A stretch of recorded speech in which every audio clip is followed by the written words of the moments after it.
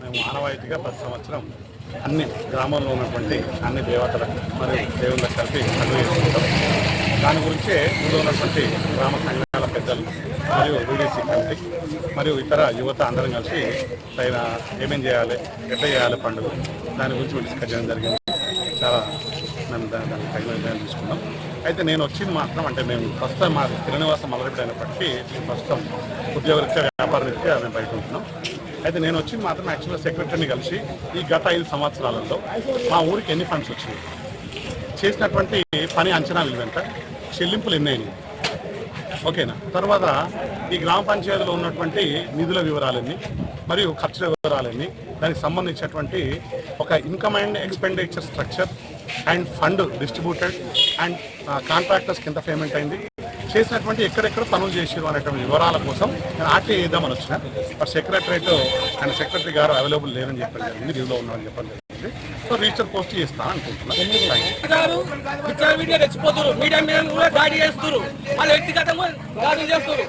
ఏ పిల్లలు మొత్తానికి ఏం చేసుకుని చేసుకోమని చెప్పుకుంటా బెదిరింపులు తిరుగుతారు.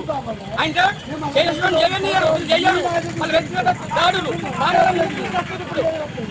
అవి వీళ్ళు దొంగతనం లాగతనం చేసిన ఓన్ పని అని చెప్తారు. అవి విలేజ్ సమస్యల గురించి ఒక వ్యవస్థ ఉంది. పనులు కూడా చేసేది ఉంటే వెనకటి నుంచి వయసే ఉంది, వెనక నుంచి లేవా, వెనక నుంచి కుల సంఘాల తరఫున పనులు చేయలేరా, పనులు చేసి ఇక్కడ ఉంది అంత మనకి ఎట్లా చేసారు. ఈ 50 ఏళ్ళ నుంచి చేసుకొస్తారు, డబ్బులు వస్తుంది, పనులు చేస్తారు. అదే పాత పద్ధతి పాటించుండే వయసుగా నడిచింది. వాళ్ళ వీళ్ళకి నచ్చిన విధంగా మళ్ళీ ఎవరన్నా గట్టి మాట్లాడితే వ్యక్తిగత దాడులు బెదిరింపులు మళ్ళీ ఇక అంటే పోలీస్ స్టేషన్ లోకి వెళ్ళి ఎవరినో పట్టుకోమంతా ఫోన్ చేసి బెదిరించుడు, మళ్ళీ వ్యక్తిగత దాడులు చేసుకుంటా అన్నదమ్ములలో బెదిరించుడు, కొట్టుకుంటుడు, పాయరాలు తీసుకొచ్చుడు. మేము కష్టపడి ఆర్టీఐ డిస్కస్ చేసి అన్ని చేసేసి డెవలప్మెంట్ కమిటీ కుల సంఘాలు అంకం లక్ష్మణ్. మరి ఏంటి సమస్య, ఏంటి, ఏం జరిగింది? ఏం జరిగితే ఇప్పుడు ఒకటే చెప్పినా కదా సార్, ఇటువంటి జరుగుతుందని చెప్పిన. ఏం జరుగుతుంది? ఎవరున్నారు? ఇక్కడ వర్తించి ఇక్కడ గ్రామంలోనే మరి బెల్ట్ షాప్ పెట్టిరా? బెల్ట్ షాప్ ఉందా గ్రామంలో? అంటే ఎట్లా నడిపించుకుంటున్నారు? మరి మీరు వద్దనుకుంటున్నారా, గ్రామంలో కొనసాగాలనుకుంటున్నారా? నేను ఒప్పుకోనంటే ఎట్లా సార్, నేను ఒప్పుకోనంటే ఒక్క చేత చెప్పట్లేదు. అసలు మీ గ్రామంలో మద్యం షాప్, బెల్ట్ షాప్ ఉందా? ఎప్పుడు ఇప్పుడు ఇదే ఉన్నది లేదా? ఉన్నది సార్, ఒకటే ఉన్నది. చివరి ఏం చెప్పాలనుకుంటున్నారు ప్రభుత్వానికి?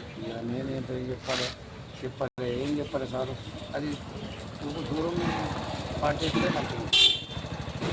ఇక్కడ అంబేద్కర్ ఉన్నాడా, గాంధీ, దేవాలయం, గ్రంథాలయం అన్నీ ఉండగానే బెల్ట్ షాపు మధ్యలో ఉంది. ఎన్ని మీటర్ల దూరం ఉంటుంది?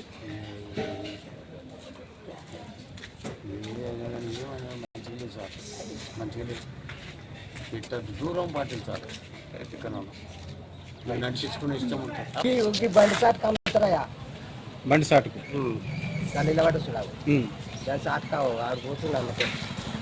వైన్స్ స్టార్ట్ అయింది ఇప్పుడు. ఏమో నేను ఇప్పుడు మీరు ఏ ఊరు? ఈ ఊరే. అంటే ఊరు పేరు మల్రెడ్డిపేట. వైన్స్ అయితే ఉంది, ఉన్నది. వైన్స్ అంటే తెచ్చి అమ్ముతారయ్యా.